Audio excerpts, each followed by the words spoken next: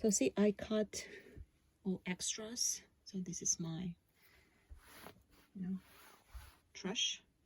And I really recommend to do it before you fold it, because you need to have a really crisp and straight edge before you fold it. Okay, now let's take just one piece and press it.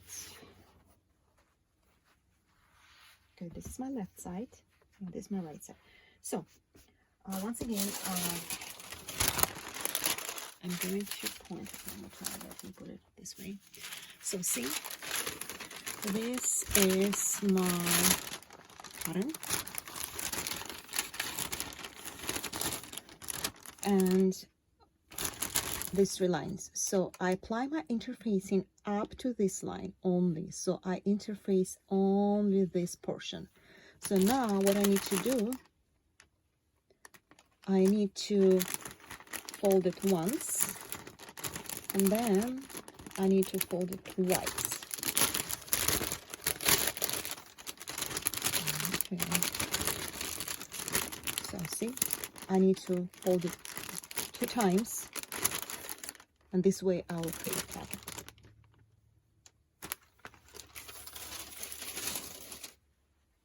So my first fold, okay, let me move it so you can see. So my first fold will be up to this point, and my second one will be here. So, but before I make a second one, I really want to make a first one. So I find my line, this line,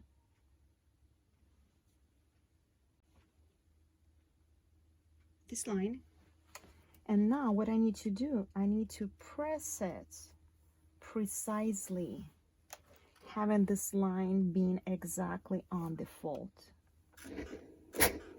See, I haven't stitched anything, so I do need to make some preparation. I need to prepare my placket before I stitch it, and I prefer to do it with my iron.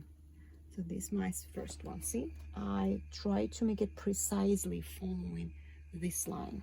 Okay, let me grab it and I will show you closer. See how precise it is? Because this is your front, it's going to be visible, so it has to be crisp and straight. Okay, let's continue with the rest.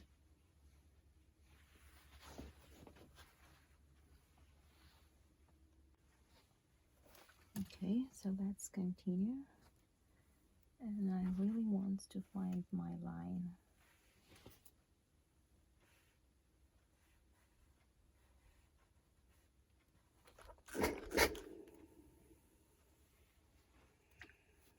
Okay, see, it goes away, so I need to find it, put it back.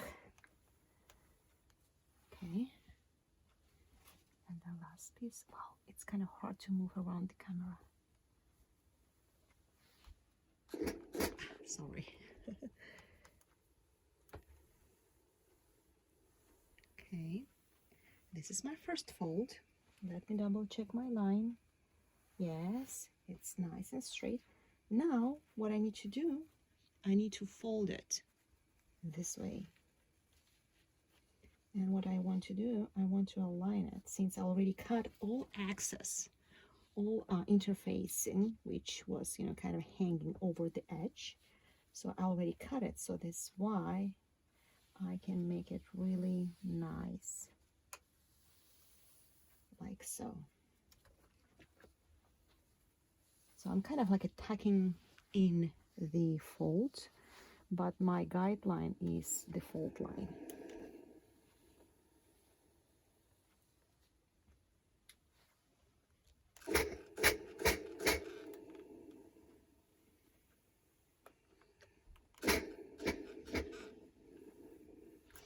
What I like to use, I really like to use this clapper or presser or whatever you call it. So once you apply some steam, move it away. I like to put my wooden clapper, or I have a bunch of this, and I like this one.